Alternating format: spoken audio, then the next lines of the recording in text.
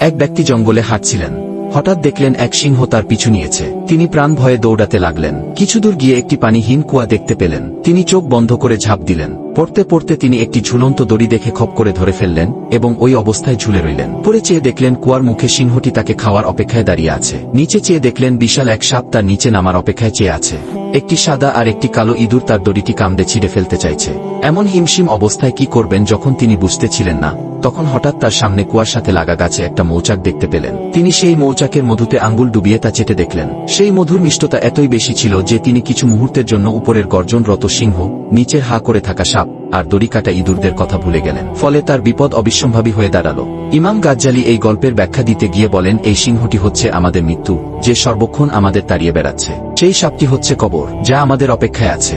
দড়িটি হচ্ছে আমাদের জীবন, যাকে আশ্রয় করেই বেঁচে থাকা। সাদা ইঁদুর হলো দিন আর কালো ইঁদুর হলো রাত, যারা প্রতিনিয়ত ধীরে ধীরে আমাদের জীবনের আয়ু কমিয়ে দিয়ে আমাদের মৃত্যুর দিকে নিয়ে যাচ্ছে। আর সেই মৌচাক হলো দুনিয়া, যার সামান্য মিষ্টতা আমাদের এই চতুর্মুখী ভয়ানক বিপদের কথা ভুলে যাওয়াটা বাধ্য।